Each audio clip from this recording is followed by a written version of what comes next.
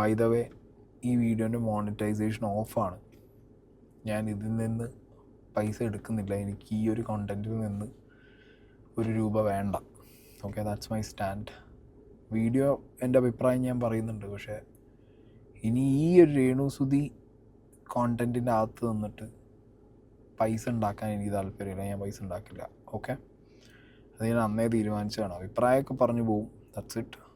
അതിനപ്പുറം ഇതൊന്നൊരു monetary benefit secret agent എന്ന് പറഞ്ഞ ചാനലിൽ വേണ്ട.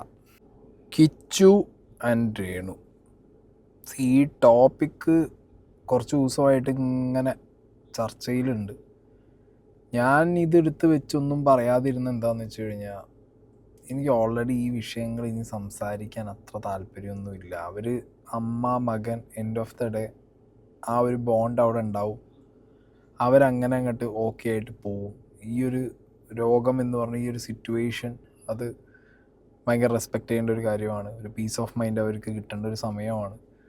ബട്ട് വെരി അൺഫോർച്ചുനേറ്റ്, ഇത് ഭയങ്കര വേഴ്സ്റ്റ് സിനാരിയോയ്ക്കാണ് ഈ സംഗതികളൊക്കെ പോയിക്കൊണ്ടിരിക്കുന്നത്. ഒന്നാമത്തെ കാര്യം, ഐ ഡോണ്ട് നോ കിച്ചു ഇപ്പോൾ വന്ന് എന്തിനാണ് ഈ ഒരു വീഡിയോ ചെയ്തതെന്നുള്ളത്. വെരി ഹോണസ്റ്റ്ലി എനിക്ക് ഒരു പിടുത്തവും എനിക്കില്ല. മേ ബി രേണു അവിടുന്ന് കിച്ചുവിനെ കാണണം എന്നുള്ളൊരു വീഡിയോ ആദ്യം പോസ്റ്റ് ചെയ്തിട്ടുണ്ടായിരുന്നു, കിച്ചു വന്നില്ല എന്നൊക്കെ പറഞ്ഞിട്ട്. അത് കുറേയൊക്കെ മിസ്ലീഡിങ് ആയിപ്പോയി. ആ വീഡിയോ ആക്ച്വലി കീമോടെയൊക്കെ മുന്നേ, അതായത് ഒരു വട്ടം രേണു എന്നെ വിളിച്ച് സംസാരിച്ച സമയത്ത് ഇങ്ങനെ കിച്ചുവിനെ കാണണമെന്ന് പറഞ്ഞു. എനിക്ക് ആ സമയത്താണ് ഞാൻ എന്നിട്ട് പേഴ്സണലി കിച്ചുവിനെ വിളിച്ചിട്ട്, അമ്മയല്ലേ പോയി കാണടാ, പ്രശ്നങ്ങളൊക്കെ കാണും, അതൊക്കെ മനസ്സിൽ വെച്ചോ, സീനൊന്നുമില്ല, കാരണം മനുഷ്യന്മാരാണ്, മാറുമ്പോഴേ മാറും. അപ്പോൾ വേറെ ആൾക്ക് പറഞ്ഞ് മാറ്റിക്കാനൊന്നും പറ്റില്ല. ബട്ട് സ്റ്റിൽ ആ രോഗത്തിനെ റെസ്പെക്റ്റ് ചെയ്യുക, ആ സിറ്റുവേഷനെ റെസ്പെക്റ്റ് ചെയ്യുക എന്നുള്ളതാണ് എന്നൊക്കെ ഞാനും അവനോട് പറഞ്ഞ്. അങ്ങനെ ലൈക്ക് പിന്നെ ഒരുപാട് പ്രഷർ അവൻ്റെ മേത്തുണ്ടായിരുന്നു രേണുവിൻ്റെ ഒരു വീഡിയോയ്ക്ക് ശേഷം. അത് കഴിഞ്ഞിട്ട് അവനൊരു വീഡിയോ ഇടുന്നു, എല്ലാവരും പറഞ്ഞതുകൊണ്ട് ഞാൻ പോകുന്നു എന്ന് പറഞ്ഞിട്ട്. But still at least is going, അങ്ങനെ തോന്നി.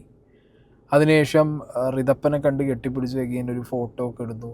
സോ ആ ഒരു ബ്രദർ സാധനം ഉണ്ടല്ലോ, ബ്രദർഹുഡ് അവിടെ ഉണ്ട്. അത് കാണുമ്പോൾ ഭയങ്കര സന്തോഷമായിരുന്നു. പിന്നെ കാര്യങ്ങളൊക്കെ സോർട്ടായി അല്ലെങ്കിൽ ആവും എന്നുള്ളൊരു പ്രതീക്ഷ. ഓക്കെ, പക്ഷെ ഇപ്പോഴത്തെ സിറ്റുവേഷൻ എന്ന് പറയുന്നത് എന്താ, end of the day going back to the same loop again, social media auditing. ഈ സാധനത്തിൽ നിന്നൊരു രക്ഷ അല്ലെങ്കിൽ ഇതിൽ നിന്നൊരു മാറ്റം എന്നുള്ളത് സൈലൻസ് കൊണ്ട് മാത്രമേ പറ്റൂ.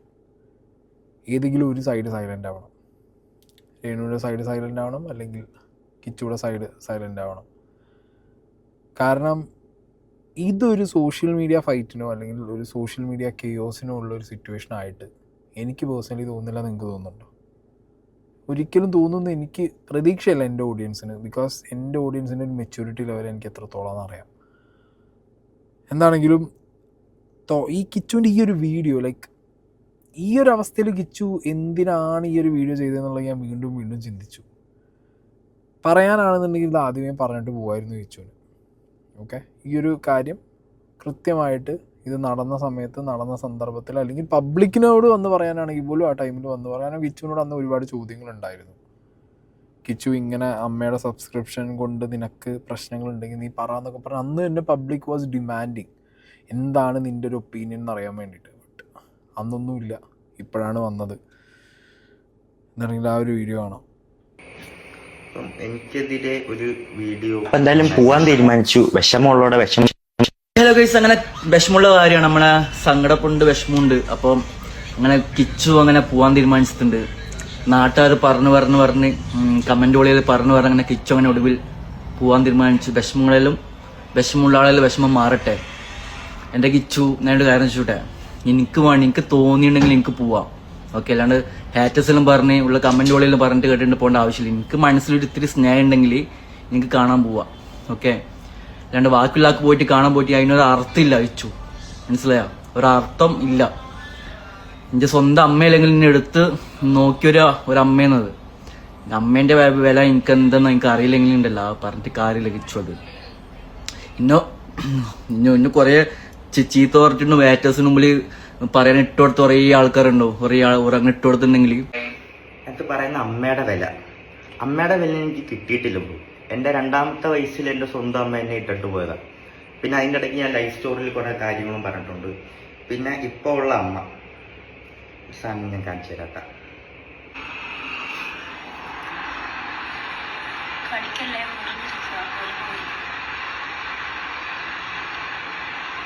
ഇതൊക്കെ നിങ്ങൾ പറയുന്ന എടുത്തു വളർത്തിയ മോൻ കണ്ട സാധനങ്ങളാണിത്, മനസ്സിലായത്? അപ്പോൾ ഞാനിത് കണ്ടിട്ട് മെസ്സേജ് ഇട്ടു. ഇത് കണ്ടു കഴിഞ്ഞാൽ ഋതപ്പൻ്റെ അവസ്ഥ എന്തായിരിക്കും? ഋതപ്പൻ്റെ കൂടെ പഠിക്കുന്നവരാണെങ്കിലും ഇപ്പം മിക്ക പിള്ളേരാണെങ്കിലും പോലും സോഷ്യൽ മീഡിയ യൂസ് ചെയ്യുന്ന ആൾക്കാരാണ് കൂടുതൽ. അപ്പം അതുവരെ കാണുന്നതായിരിക്കും. അപ്പം അവനെങ്ങനെ ഫേസ് ചെയ്യും എന്നുള്ള കാര്യം ഞാൻ അമ്മയടുത്ത് പറഞ്ഞു. അപ്പോൾ അമ്മ എനിക്ക് തന്ന റിപ്ലൈ, ഞാൻ ചെയ്തതിൽ എനിക്ക് മോശമായിട്ടൊന്നും തോന്നിയില്ല, എനിക്ക് അതിൽ നിന്ന് 2.5 ലക്ഷം രൂപ 3 ലക്ഷം രൂപ കിട്ടുന്നുണ്ട്. ഞാനൊന്നും തിരിച്ച് റിപ്ലൈ എടുക്കാൻ പോയില്ല. ഞാൻ അവിടെ വെച്ചിട്ട് ക്ലോസ് ചെയ്തു ആ ചാപ്റ്റർ, മനസ്സിലായി? അപ്പം ബ്രോ പറഞ്ഞ പോലെ എനിക്കൊരു അമ്മയുടെ വില എന്താണെന്ന് മനസ്സിലായിട്ടില്ല. പക്ഷേ സ്നേഹത്തിൻ്റെ വില എനിക്കറിയാം. എനിക്കത് പറയണമെന്ന് തോന്നി. വീഡിയോ കണ്ടപ്പോൾ എനിക്കതൊന്നും തോന്നിയിട്ട് കേട്ടാ. പിന്നെ ഞാൻ കോട്ടയത്ത് പോയി ഞാൻ ഋതപ്പനെ കണ്ടു. ഋതപ്പന് വേണ്ടിയിട്ടുള്ള കാര്യങ്ങൾ എന്നെ കൊണ്ട് ചെയ്യാൻ പറ്റുന്ന രീതിയിൽ അവനെ ഹാപ്പി ആക്കി ഞാൻ തിരിച്ചു വന്നു. അമ്മേനെ കാണാൻ പറ്റിയില്ല. അമ്മേനെ കാണാൻ ഇപ്പോൾ പറ്റില്ല, ആശുപത്രി എന്നുള്ള രീതിയിൽ പറഞ്ഞു. ആശുപത്രി പോയാലും കാണാൻ പറ്റത്തില്ല എന്ന് പറഞ്ഞു. എന്തായാലും അമ്മയുടെ ഇത് അസുഖം എന്തായാലും മാറട്ടെ, പ്രാർത്ഥിക്കാം. അതേ എന്നെ കൊണ്ടും പറ്റത്തുള്ളൂ, നിങ്ങളെ കൊണ്ടും പറ്റത്തുള്ളൂ. അത് ഞാൻ ചെയ്യുന്നുണ്ട്. എന്തായാലും മാറട്ടെ. ഓക്കെ, അപ്പോൾ ഇതാണ് കിച്ചു ഇട്ട video. First of all Kichu ഇപ്പോൾ ഇങ്ങനെ, അതായത് അമ്മേനെ കാണാൻ പോവാത്തതിനുള്ള വിമർശനങ്ങൾ പലരും കമൻറ്റ് ബോക്സിലും ഇപ്പോൾ ഇതിൽ പ്ലേ ചെയ്തൊരു വീഡിയോ ഒക്കെ പോലത്തെ പല വിമർശനങ്ങളും കണ്ട് ഡെസ്പായിട്ട് എന്തുകൊണ്ട് പോകുന്നില്ല എന്നുള്ളതിൻ്റെ ഒരു എക്സ്പ്ലനേഷൻ, അല്ലെങ്കിൽ അമ്മ എന്ന് പറഞ്ഞ ആ ഒരു വികാരം എന്തുകൊണ്ട്, ആ ഒരു ബോണ്ട് ഇപ്പോൾ കറൻ്റ്ലി ആ ഒരു 2 വ്യക്തികൾ തമ്മിലില്ല, അല്ലെങ്കിൽ ആ മകൻ ആ അമ്മയോടില്ല, അല്ലെങ്കിൽ എടുത്തു വളർത്തിയതാണെങ്കിലും അമ്മ എന്നൊരു പൊസിഷനിലിരിക്കുന്നൊരു വ്യക്തി എന്നുള്ളൊരു ഫീലിംഗ് കാണണമല്ലോ. അതും ഇങ്ങനത്തെ ഒരു അസുഖം പിടിച്ചിരിക്കുന്ന സമയത്ത്. അതൊന്നും ഇല്ലാത്തതിൻ്റെ റീസണിങ് ആയിട്ടാണ് എഗെയിൻ ഈ രേണുസുതി ഏറ്റവും കൂടുതൽ കുത്തി വലിച്ച, അല്ലെങ്കിൽ ഏറ്റവും കൂടുതൽ ക്രിറ്റിസിസം വന്നൊരു സാധനം ഈ സബ്സ്ക്രിപ്ഷനാണ്. ഓക്കെ, എഗെയിൻ ആ സബ്സ്ക്രിപ്ഷൻ്റെ ലൂപ്പിലേക്ക് ഇട്ട് കൊടുക്കുന്ന പോലത്തെ ഒരു ഐറ്റമാണ് അത്. നിങ്ങൾക്കത് പ്ലേ ചെയ്തെങ്കിലും കാണിക്കണ്ടായിരുന്നു. അങ്ങനെ ഒരു സംഗതി നടന്ന സമയത്ത് ഞാനിങ്ങനെ പറഞ്ഞു എന്ന് പറഞ്ഞിട്ട് വേണമെങ്കിൽ ആ ചാറ്റ് കാണിച്ചിട്ട് പോവാം. ഓക്കെ, എനിക്കത് ടോട്ടലി ഇപ്പോൾ ഭയങ്കര റോങ് സാധനമായിട്ട് എനിക്ക് പേഴ്സണലി ഭയങ്കര റോങ് സാധനമായിട്ട് പറയാതിരിക്കാൻ പറ്റില്ല. പക്ഷേ ഐ റെസ്പെക്റ്റ് ഹിസ് ഇമോഷൻസ്. അത് ഞാനിവിടെ പറയാണ്. I completely respect his emotions. കാരണം കിച്ചു എന്ന് പറഞ്ഞ വ്യക്തിക്ക് സൊസൈറ്റിയിൽ നിന്ന് അന്ന് വന്ന ഒരു ബാക്ക്ലാഷ് ഉണ്ട്. ഭയങ്കരമായിട്ടുള്ള വിമർശനങ്ങൾ രേണുസുതി കേൾക്കുന്ന സമയങ്ങളിൽ അത് രേണുസുതിയിൽ മാത്രമല്ല ഒതുങ്ങി നിന്നത്. ഒരുപാട് ചോദ്യങ്ങളും കളിയാക്കലുകളും വിമർശനങ്ങളുമായിട്ട് കിച്ചുവിലേക്കും അത് ബൈപ്പാസ് ചെയ്ത് പോയിട്ടുണ്ടായിരുന്നു. അതവനെ ഭയങ്കരമായിട്ട് ഹേർട്ട് ചെയ്തിട്ടുണ്ട്. And I completely respect that. ഒരിക്കലും ഞാൻ പറഞ്ഞല്ലോ, ഇപ്പം ഈ കാണിച്ച ആ വീഡിയോ അടക്കം കാണിച്ച് പറഞ്ഞതിനോടുള്ളൊരു വിമർശനം ഞാൻ പറയുന്നതിനോടൊപ്പം കിച്ചുവിൻ്റെ വിഷമവും അല്ലെങ്കിൽ കിച്ചു ഒരു ചോദ്യം ചെയ്യൽ നേരിട്ടതൊക്കെ ഐ കംപ്ലീറ്റ്ലി അത് മനസ്സിലാക്കിയിട്ട് തന്നെ ഞാൻ പറയുന്നത്. അത് ഒരു വ്യക്തി അനുഭവിച്ചത് അവൻ്റെ വിഷമമാണത്. ഓക്കെ, അത് ഡെഫിനറ്റ്ലി അവൻ്റെ മനസ്സിനകത്ത് കാണും ചെയ്യും. അത് പോകാൻ വളരെ പാടാണ്. ഓക്കെ, പിന്നെ അവൻ പറഞ്ഞ ഒരു പോയിൻറ്റും അതുണ്ട്. കാരണം അവന് കിട്ടിയ ആ ഒരു അമ്മ ഇട്ടിട്ട് പോയൊരു trauma, that's a big trauma. ഇപ്പോൾ നമുക്ക് എത്രയായാലും സ്വന്തം എന്ന് പറഞ്ഞതിനപ്പുറം വേറെ റീപ്ലേസ്മെൻറ്റ് നിൽക്കില്ല. അല്ലെങ്കിൽ അതങ്ങനെയാണ്. ചെറിയ കാരണങ്ങളൊക്കെ കൊണ്ട് ചിലപ്പോൾ റീപ്ലേസ്മെൻറ്റിന് പോയി പോകും. സോ അങ്ങനത്തെ കാര്യങ്ങളിലൊക്കെ ഈ പയ്യനോട് ഒരു റെസ്പെക്റ്റ് എനിക്കുണ്ട്. ഓക്കെ, കാരണം അവൻ്റെ കാര്യങ്ങൾ അവന് ഉള്ള കാര്യങ്ങൾ അവൻ മനസ്സിലുണ്ട്. അത് മാറുമായിരിക്കും, മാറണം. ബട്ട് സ്റ്റിൽ അത് ഇപ്പോഴത്തെ റൈറ്റ് ടൈം ആയിപ്പോയില്ല അവനെ. ഇപ്പം ഞാൻ പറഞ്ഞു, this is not the right time to do this. അത് ചെയ്തതോടുകൂടി അപ്പുറത്തെ സൈഡിൽ നിന്ന് രേണുവിൻ്റെ വക അടുത്തൊരു വീഡിയോ വരുന്നു. ആൻഡ് രേണുസുതിയുടെ വീഡിയോ ഈ ഒരു സിറ്റുവേഷനിൽ രേണുസുതിക്ക് റിപ്ലൈ കൊടുക്കുക എന്നുള്ളത്, ഇപ്പോൾ സോഷ്യൽ മീഡിയയിൽ തീർക്കുക, അല്ലെങ്കിൽ സോഷ്യൽ മീഡിയയിലെ കാര്യങ്ങൾ സോഷ്യൽ മീഡിയയിൽ തന്നെ പറഞ്ഞിടുക, അതൊരു ടിക്ക് ഫോർ ടാക്ക് സാധനമാണ്. സോഷ്യൽ മീഡിയയിൽ വരുന്ന വിമർശനങ്ങൾക്ക് സോഷ്യൽ മീഡിയയിൽ തന്നെ ഉത്തരം കൊടുക്കുന്ന ഒരു കാര്യം. But end of the day നമ്മുടെ പീസ് ഓഫ് മൈൻഡ്, നമ്മൾ കടന്നു പോകുന്ന സിറ്റുവേഷൻ, നമ്മുടെ health condition, the utmost priority പോകേണ്ടത് അതിനായിരിക്കണം. കാരണം അങ്ങനത്തെ ഒരു രോഗാവസ്ഥയിൽ നമ്മളെ സ്വന്തമായി ടേക്ക് കെയർ ചെയ്യുക. ബട്ട് അൺഫോർച്ചുനേറ്റ്ലി അത് ചെയ്യാനുള്ളൊരു സിറ്റുവേഷൻ അവർ ചുറ്റും ഇല്ല. കാരണം ഇപ്പോഴും ക്രിറ്റിസിസവും ഇപ്പോഴും കുറ്റപ്പെടുത്തലും, അതും സ്വന്തം മകനിൽ നിന്ന് തന്നെ. ആ ഒരു സിറ്റുവേഷനൊക്കെ നോക്കുമ്പോൾ അവരിനി എത്ര വയ്യാതെ കിടന്നാലും ഏതൊരു മനുഷ്യനും ചാടിക്കയറി എന്ത് ചെയ്യും, ഒരു എന്താ പറയുക, ഒരു അഭിപ്രായം തിരിച്ച് അങ്ങോട്ട് പറയും. ഓക്കെ, അത് പറയാതിരിക്കും. കാരണം അത് ആ അവസ്ഥയിലാണെങ്കിൽ പോലും അത് പറയേണ്ട ഒരു ഗതികേട് എന്ന് പറഞ്ഞൊരു ഐറ്റം ഉണ്ട്. അതിലായിരിക്കണം രേണുസുതി എഗെയിൻ ഒരു വീഡിയോ പോസ്റ്റ് ചെയ്യുന്നു. ആ പോസ്റ്റ് ചെയ്ത വീഡിയോ സത്യത്തിൽ എനിക്ക് അവരുടെ വീഡിയോ ഇവിടെ വെക്കാൻ താല്പര്യമില്ല. രേണുവിൻ്റെ വീഡിയോ ഞാൻ കണ്ടു, നിങ്ങളും രേണുവിൻ്റെ പ്രൊഫൈലിൽ കയറി കാണുക. എനിക്ക് രേണുവിൻ്റെ വീഡിയോ ഇവിടെ പ്ലേ ചെയ്യുന്നതിനോട് I am not okay with it. Fine, അതുകൊണ്ട് ഞാൻ ആ വീഡിയോ എടുക്കുന്നില്ല, ഞാൻ ആ വീഡിയോ വെക്കുന്നില്ല. വീഡിയോനകത്ത് രേണു പറഞ്ഞ കുറച്ച് കാര്യങ്ങളുണ്ട്.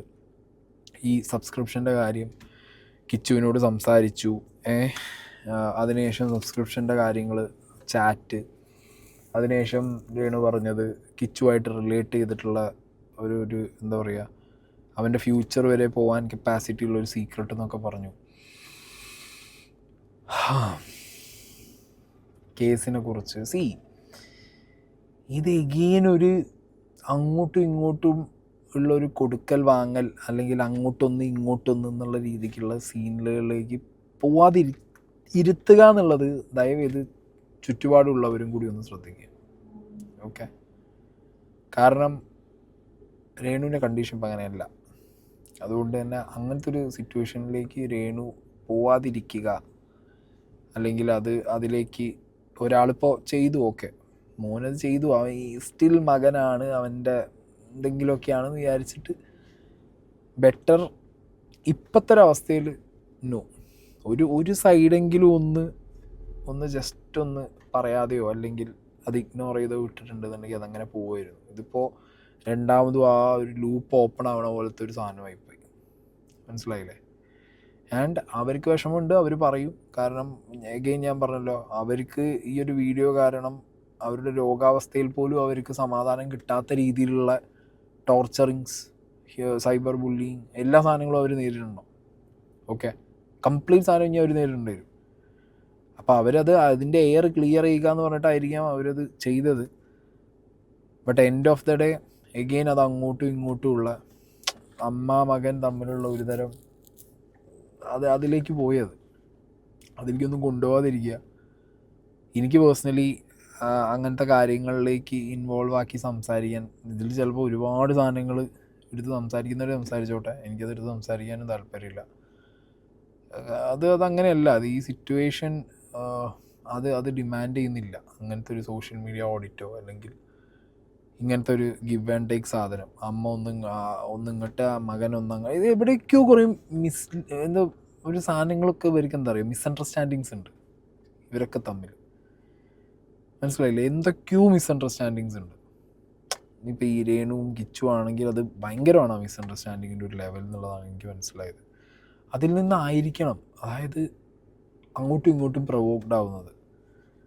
അപ്പോൾ മനുഷ്യൻ്റെ അവസ്ഥയാണ്, എന്താവും ഒരു പിടുത്തമില്ല അങ്ങനത്തെ ഒരു കണ്ടീഷനും. അപ്പോൾ ബെറ്റർ ഏതെങ്കിലും ഒരാൾ ഒഴിഞ്ഞു മാറി പോവുക, അല്ലെങ്കിൽ ഇതൊന്നും ചെയ്യാതിരിക്കുക എന്നുള്ളതേ പറയാനുള്ളൂ.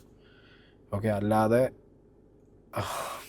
എന്താണെങ്കിലും ഒരു അമ്മ ഒരു മകൻ്റെ ഫ്യൂച്ചർ കളയാനും നിൽക്കരുത്. ഒരു മകൻ അമ്മേൻ്റെ കറൻറ്റ് സിറ്റുവേഷൻ റെസ്പെക്റ്റ് ചെയ്യാതെ ഇരിക്കരുത്. അത്രേ എനിക്ക് പറയുള്ളൂ. അതിലും കൂടുതൽ ഇതിന് പറയാനില്ല. കൂടുതൽ വേഴ്സ്റ്റ് ആയിട്ടുള്ള കാര്യങ്ങളിലേക്ക് ഇത് പോവാതിരിക്കാൻ ഇപ്പോഴത്തെ കണ്ടീഷനിൽ രണ്ടുപേരും ശ്രദ്ധിക്കുക. Especially Kichu, this is not the right time. And Renu Sudhi വന്ന് പറഞ്ഞ കാര്യങ്ങളും ഈവൻ മകനെപ്പോലെ തന്നെ നിങ്ങൾ കണ്ടാലും മകനായിട്ട് തന്നെ നിങ്ങൾ വളർത്തിയ ഒരാളാണ്. മക്കളെ ഭാഗത്തുനിന്ന് ചിലപ്പോൾ എന്തെങ്കിലുമൊക്കെ സംഭവിക്കും. End of the day parents അത് ഫോർഗീവ് ചെയ്യുക എന്നുള്ളൊരു ദാറ്റ്സ് ആൻ എക്സസൈസ്. അല്ലാതെ എന്ത് പറയാം അതിനകത്ത്.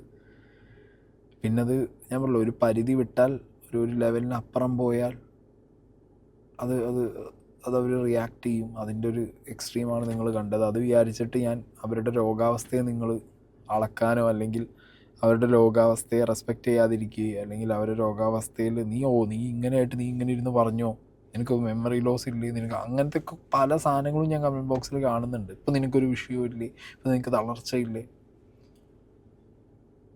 എന്താ പറയുക, ആ മനുഷ്യൻ അത് കിടന്നോടത്ത് കിടക്കുക, രോഗി കിടന്നോടത്ത് കിടക്കുമ്പോൾ വീണ്ടും ഇങ്ങനെ കൊട്ട് വന്നുകൊണ്ടിരിക്കുമ്പോൾ എന്തെങ്കിലും, അതായത് ചില മനുഷ്യന്മാർ അങ്ങനെയാണ്, അത് അവർക്ക് ഉള്ളിൽ നിന്നാണ് പറയേണ്ടി വരും. അത് അങ്ങനെയായിട്ട് നിങ്ങൾ കണ്ടാൽ മതി എന്നേ എനിക്ക് പറയാനുള്ളൂ. So that's it guys. വേറൊന്നും പറയാനില്ല. ഈ ലൂപ്പൊന്നും മുന്നോട്ട് പോകാതിരിക്കട്ടെ, എൻ്റെ ആയാലും അത്രയും നല്ലത്.